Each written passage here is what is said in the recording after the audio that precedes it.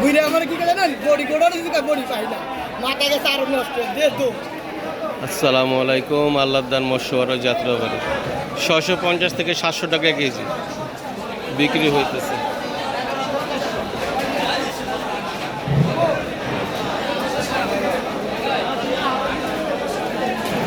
মাছের নাম জানি কি?